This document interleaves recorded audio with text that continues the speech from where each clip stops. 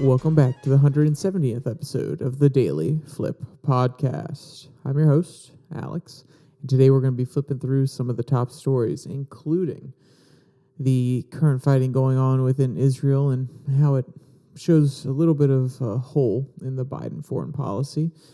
Another article talking about how the billionaire class is winning, and the last article is talking about how the U.S. government wants to turn fentanyl into a WMD. Before we go any further, I just want to say my heart goes out to the people of Israel, the people that are in Palestine that will be affected by this retaliation that Israel is going to bring upon Gaza and Hamas. And all I hope is that we can try to limit the casualties of civilians, and I hope it doesn't continue to escalate. I read something this morning about there being a northern front going in or protecting against Jordan and Hezbollah. So it feels like it is death upon death upon death. And I just hope that we can come to a better place after this. But it's hard to imagine with the historical strife between both parties or all of the parties there in the Middle East. So let's jump into our daily debate. So you probably heard VP Pence, Vice President Pence, and he made the statement that because of the weakness that the U.S. is showing in Ukraine, it sends a signal to China, but also more recently he said that this is one of the main reasons that this attack in Israel happened, because the Hamas government saw the weakness in American foreign policy, they saw the weakness in Israel, and we need to project strength. So what do you think about his statements about American weakness in Ukraine, projecting the idea that we and our allies are not united, that we're not strong together, that we can't protect one another? Tell me what you think. Throw it down in the comment section. I'd love to hear what you all have to say. So, our first article comes from the New York Post. Hamas's Iranian-backed attack should end Biden's deadly delusion. So, of course, the Biden administration has been going back and forth with Iran. They, as we have gotten plenty of reporting about, they have also sent aid to Gaza, which some people are saying is actually being used by Hamas instead of for humanitarian purposes. It's actually being used for military purposes, whether that be funding or turning some of the supplies that they get into weapons or potential weapons, or utilizing them for infrastructure, for building out their military capabilities. So, this has been a position of multiple presidents, and it tends to skew one way rather than the other in the past few years. But going back before even Clinton, there was a mixed stance on the whole issue between Israel and Palestine. But I believe this article by the New York Post will illuminate some more things that not everybody is aware of, or at least point out that some of these policies are actually leading to more problems in the Middle East rather than fixing them and trying to bring peace to the area. So what's the framing? How is New York Post framing this? I mean, most articles set it up within the first paragraph, so you can kind of tell where the author's coming from and where the article will end up and what perspective it will come from. So let's go to that first paragraph. Quote, Hamas's shock attack on innocent Israelis this weekend should be a blaring wake-up call, not just to Israel, but also to America, the West, and anyone who thinks appeasing evildoers can ensure security. The barbarianism ought to finally shake President Joe Biden's naive view that retreat, misguided diplomacy, and soft power, abjectly abandoning Afghanistan, relying purely on threats of sanctions to deter Russia's Ukraine invasion, plying Iran with billions to lure it into a worthless nuclear arms deal, can turn bloodshed or bloodthirsty enemies into peace-loving members of the civilized world. So what they're saying is we have to get rid of that delusion. Quote, in Afghanistan, Biden's hard bug-out date signaled that no matter what deals the Taliban broke or atrocities it perpetuated, The nation was theirs for the taking come September 1st, 2021. End quote. So this has been a wide-ranging topic since the withdrawal from Afghanistan and the sanctions on Ukraine, the reestablishing of the Iran deal.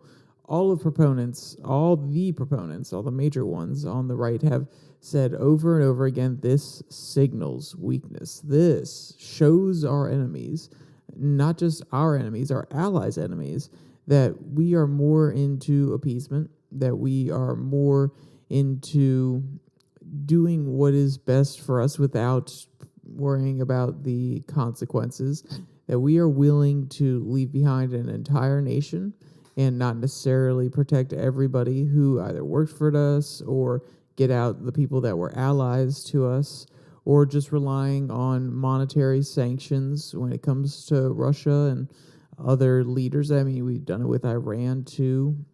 This idea that we can just limit the amount of money that they get. We can limit their critical infrastructure. We can put hard borders or hard lines in the sand with their oligarchs so that they can't get any richer. And then these states just end up subverting it, or they join something like BRICS, which is a new way to look at the world and actually an alternative funding method, at least in the ideal world. So, or for them, I should say, not for America. But these are all signs of, I don't want to say weakness, because it's still taking a stance, but it is a weaker response than military intervention, which I don't necessarily know if that is the right way forward.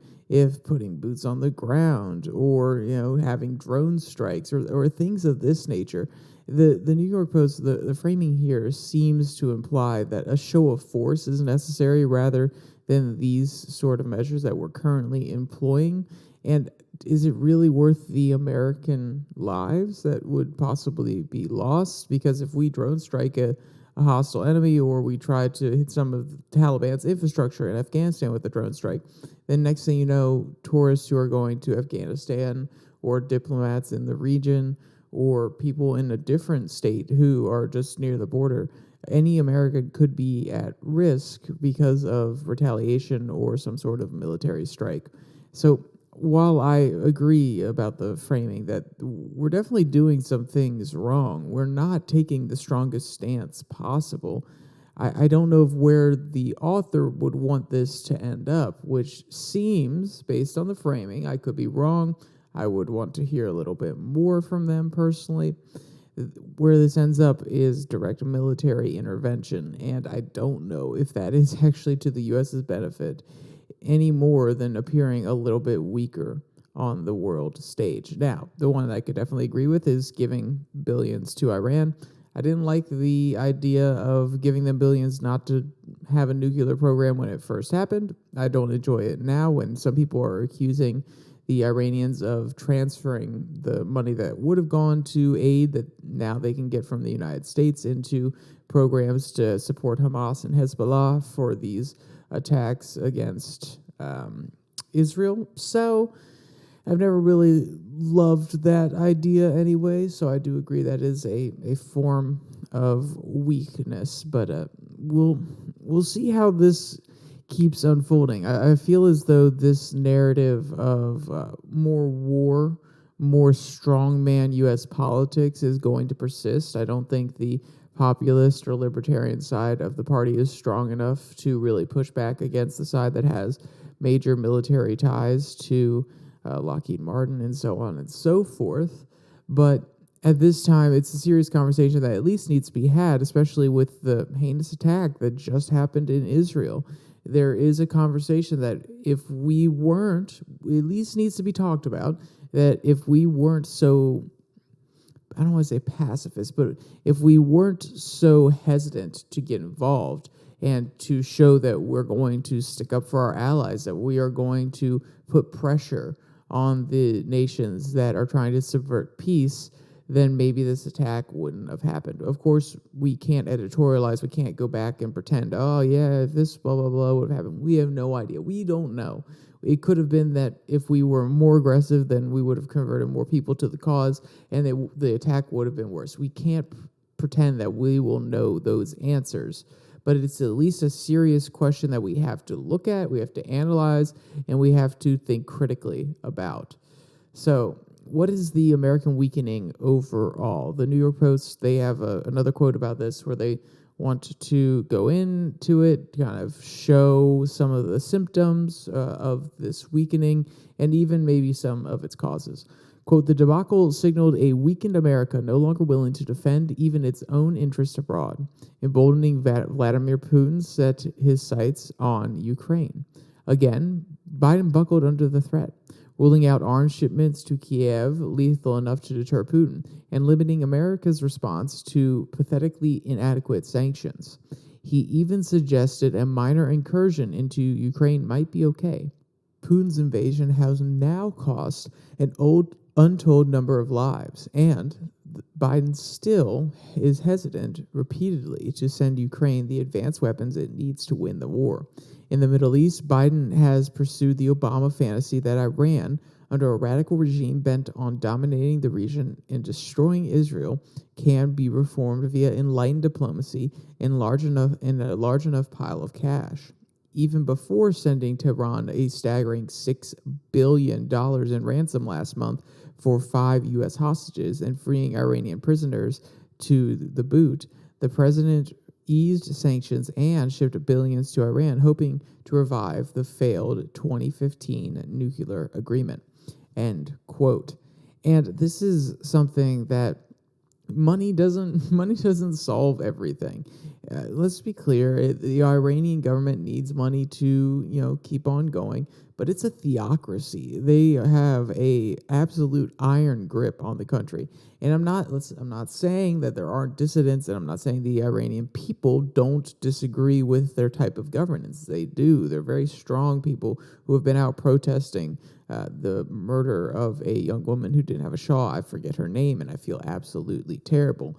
At a recent game in Iran, some of the supporters took down or told people to take down the flags of Palestine after the attacks because they saw it as people supporting the outright heinous and unmoral, the terrible, terrible attack within Israel. And yes, I'm sorry if I sound solemn or I'm kind of getting buzzed up about it, but I've seen videos that have come out over the course of the last few days, and it's kind of I was watching one and I had to stop because it was so gruesome, and I kept watching. I did after a second to compose myself, but I was just horrified at the absolute dehumanization of a certain segment of a population or of the other, and how capable humans really are of violence and disgusting behavior. And it really, really frustrates me. And this idea that, hey, we can just give them money and, eventually it will be a peaceful region, they will actually come around to Israel. No, Hamas and Hezbollah, or at least Hamas, I can speak to Hamas, because I know what their constitution was when they were elected to the government of Gaza, it outright states that Israel should not exist as a country. So then when you have Iran funding a group like that, I highly doubt, if they don't believe Israel should exist, that giving them money will change that. That's like going up to somebody before they go into Walmart and saying, well, you know what? I'm going to give you $100, but in order to get this $100, I need you to change your belief that what you're going to get in there is Oreos and Reese's cups, all the nasty stuff, but you're just going to get the good stuff. And the person's going to say, oh yeah, of course. And then that person's still going to go in and get exactly what they want, unless there are monitoring systems where you're actively watching, and when I say that, actively watching, compelling action, using a little bit of coercion on the ground, literally them over your shoulder watching you pick out your food. Just giving out money and having no way to enforce it doesn't change somebody's opinions. And even those coercive actions, it doesn't make them actually believe it, it just makes them follow through on it. And if you don't change the belief that Israel should be a nation, once we stop watching, once we stop coercing, they'll find underhanded ways. Maybe you'll slip a little bit of those Oreos underneath the salad bag that you just bought, or you're trying to buy with that $100 if somebody's watching you. Like, you can't just change people's opinions with money. So pretending that that's the case is ignorant, sad, and we need to take a different approach. That's all I can say. I just never truly understood why bribing somebody to stop a program that they want to have in order to be a counterweight to Israel, who they think shouldn't exist. It's just idiotic, in my opinion. But that's enough on that terrible, terrible article and that sad, sad conflict between Israel, Palestine, and now the lower part of Jordan as well. Let's jump to our second article that comes from Counterpunch. Team Billionaire is winning. So, it's an interesting headline, to say the least. Why is Team Billionaire winning? What are they winning at? Is it just overall they're winning in life, or they're winning over a certain segment of the population? It was intriguing enough to get me to first read. And there's a paragraph that goes into some of the framing of this after 2008 that I thought was very, very interesting, and I think we should start there. Quote, in the financial crisis of 2008 and 2009, virtually all of the country's major banks would have been tossed into the dustbin of history if it had just let the free market work its magic. Somehow, saving Citigroup and Robert Rubin and all the rest is just described as leaving things to the market by progressives. There are, of course, 1,000,001 other ways that we structure the financial sector to benefit the rich.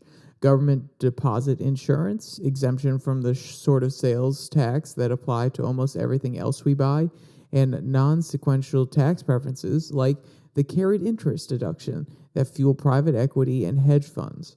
Yet, somehow progressive intellectuals look at all the rich and super rich in finance and just see the market being left to itself, end quote. So a lot of the idea in this article is that there's actually a misperception in the population, in the people that think about free market economics, or at least economics in the United States, and they seem to perceive the market as a creature in and of itself. The free market is an entity. It has its own ideas.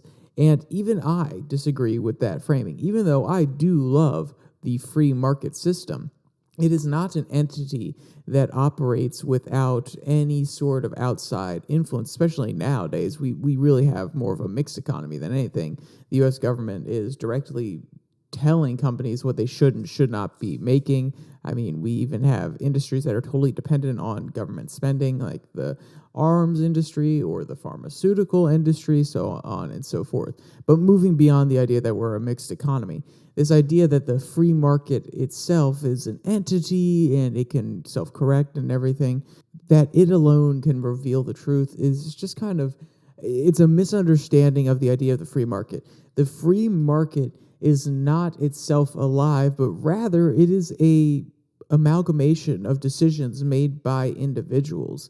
The individuals are the ones that shape the free market. Those individuals, if you're using basic economic terms or the definition you probably heard in your economics class, the people pursuing their own best interests in the market. Sometimes that isn't actually real, and that's why I think economics in general, it's really a theoretical practice, and it's hard to 100% apply to real life because not everybody acts rationally in their own choices. But overall, in theory and in some degree of practice, if you average out all the unself-interested purchases that people make, then the free market is a conglomeration of individual choices towards a economic end. So you have individuals who buy certain stocks, and that's why the stock price goes up, not the free market looking at it, the shares, and saying, oh, yes, they look valuable. Oh, this is something that we're going to propagate. And let's be clear, I don't think everybody believes the free market is an entity that has its own consciousness. But to just gloss it over and say, yes, it's the free market at work, it kind of actually misses the point. It actually kind of distorts the underlying important conversation that needs to be had, which is why are individuals seeing the value in this, that, or the other? So that's the framing, that's the problem. And then the article goes on to talk about how U.S. intervention, the government intervention in these different sectors of the market, whether it be bailing out big banks or whether it be giving special tax statuses and credits to different companies, how that's actually, deviating from the pure idea of the free market. It's actually changing the way that individuals would perceive the value of something, therefore affecting how the market perceives something, if you want to say the market as an entity.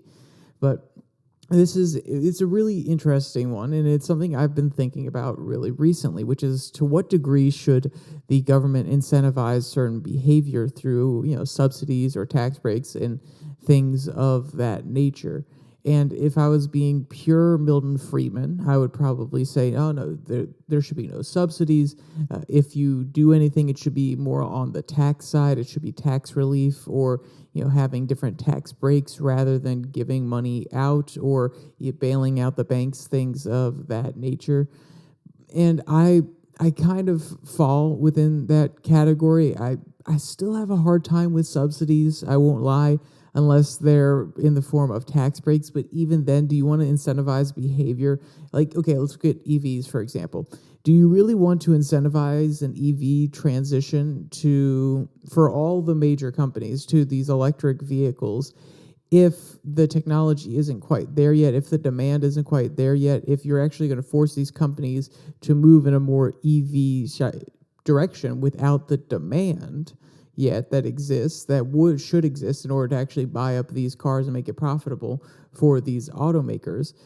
Then you're going to have either two things in your hand. Either you're going to cause these companies to shift their direction and then screw them over, but hey, we're meeting our political ends of having an EV revolution, or you're going to have to then force, or not force, but you're going to have to manipulate and create the demand through more government policy and intervention.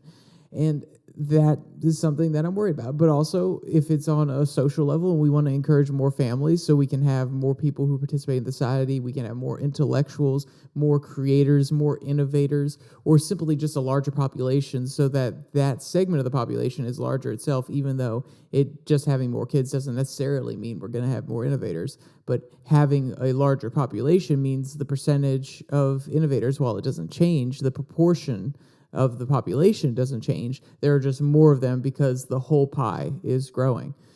So those sort of policies, there is a place in my heart for that, for more family-oriented subsidies and encouraging people to create families and things like that.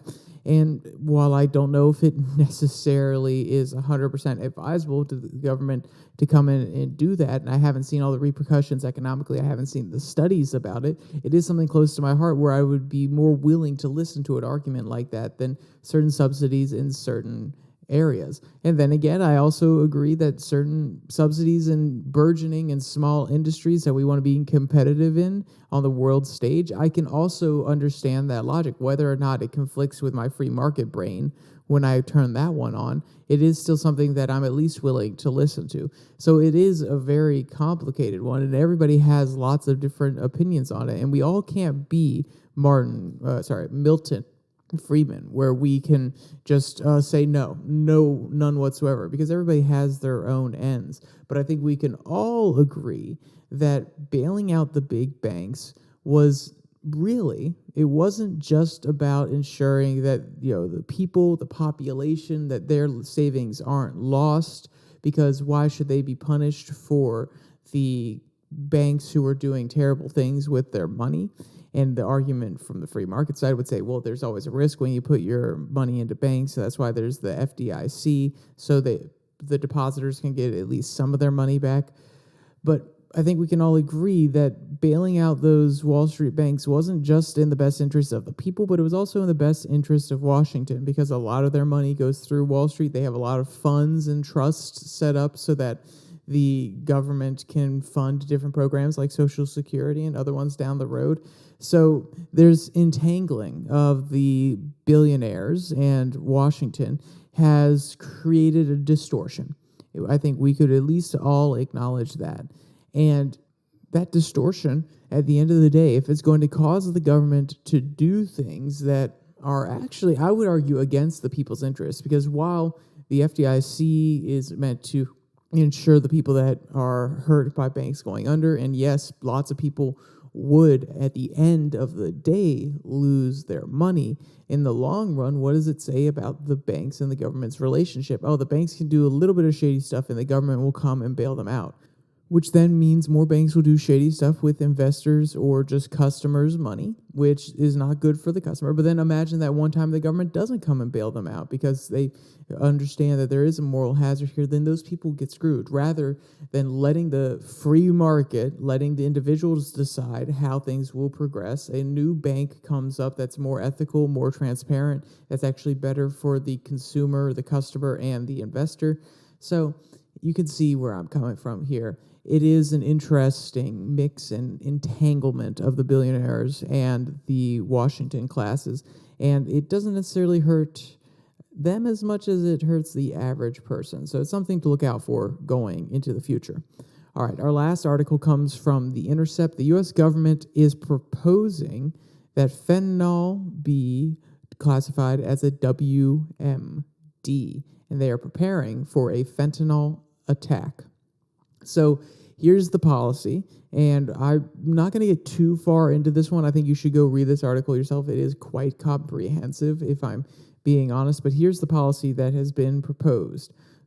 Quote, last year, the White House publicly shot down a controversial proposal from Republican lawmakers to designate fentanyl as a weapon of mass destruction, or WMD, through President Joe Biden's decline to issue the executive order granting the WMD designation, which would have come with extraordinary powers to combat the scourge. Federal agencies, including the Department of Defense, the FBI, and the Department of Homeland Security, had already begun preparing for a fentanyl WMD attack as far back as 2018. Government documents obtained by The Intercept reveal that national security agencies have for years been advancing the narrative that the drug could pose a WMD threat, going so far as conducting military exercises in preparation for an attack by a fentanyl weapon, end quote. So you can see the dichotomy that's presented here. The White House, Biden, his administration is saying, no, we're not going to label it as a WMD, when Republicans put forth legislation saying that it should be classified as such. Yet internally, within the different agencies underneath the White House, they are considering the possibility of a attack using fentanyl as a WMD, or a fentanyl-based weapon that could cause mass destruction, therefore, weapon of mass destruction. So it seems like it's a little bit crazy on the top line. They're like, wait, hold on. The White House is saying, no, we're not going to classify it as a WMD, but agencies that are under the executive branch are already preparing for it to be used in a WMD attack. Well, that seems like a dichotomy. Why wouldn't the White House get behind this? And that's because the Republicans, when they're posing this, they're not just saying as a WMD attack. They're not just saying that it could be weaponized in that fashion. No, they're saying that fentanyl itself is a weapon of mass destruction, and that the drug itself coming across the border can be deadly enough to kill millions of people, that it doesn't even have to be utilized in a bomb of some sort, like a dirty fentanyl bomb or something like that. And I think that there's a good distinction, and an important one here. If it's to be weaponized as in some sort of bomb or something like this, and that is a different case than just the fentanyl coming across the border. And the reason Republicans want to classify it as a WMD is so that there's a little bit more overarching power that could be used on the governmental level in order to crack down on fentanyl dealers or different users, or to crack down on the cartels taking it across the border, saying they're smuggling weapons, essentially.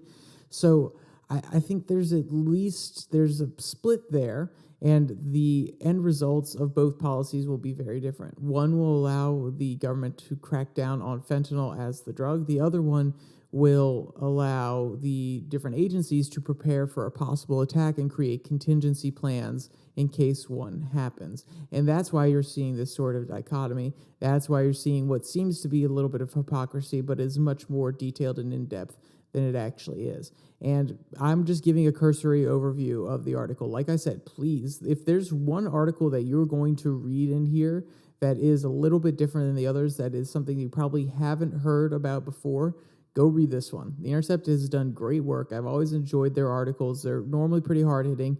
They don't tend to be too biased, at least the pure reporting ones, not the opinion ones. So go give it a look. It's in the link in the description below the like and subscribe button. So with all of that we talked about today, and we've talked about some horrific stuff, I think we need a little bit of the daily delight. This one comes from Stringer's Hub. And it's a friendly brown bear at a Chinese zoo is greeting visitors with a waving gesture. So, waving, it is a very simple gesture, yet it can convey so much meaning. It can be a nice happy wave, a small little wave, the crowns wave where you cup your hand a little bit. But this one's a really friendly wave. Quote, a heartwarming video captured a brown bear at a zoo enthusiastically waving and interacting with visitors, end quote. And trust me, this bear knows how to placate his fans. He knows how to get to their hearts. Quote, the brown bear displayed impeccable manners as it raised one of its front paws and gently waved in the direction of the tourists, seemingly responding to their greetings and thanking them warmly for their visit, just like a human, end quote. And if you want to see this cute video or any of the photos from it, or read any of today's articles, especially that Intercept one, there's a link in the description below that like and subscribe button where you can find all of them. Also down there's a link to the podcast on Spotify, Pocket Cast, Google Podcasts, and Podvine, as well as the Twitter handle at Your Daily Flip, where you can go listen to the Twitter tirades I put out every Tuesday and Thursday. This last one was a critique of or at least a response to some of Joe Rogan's comments about getting rid of violence, and also with the attacks in Israel. It's a great display of human violence. So it was a very interesting one where I dive into the moral question of it, just the overall likelihood that we could actually come to a point where we're perfected and we're no longer violent. I thought it was an interesting one to record, and I really kind of just ranted there for a while. So go check that one out. And with all that said, there's only one more thing to say. Stay safe. Don't die.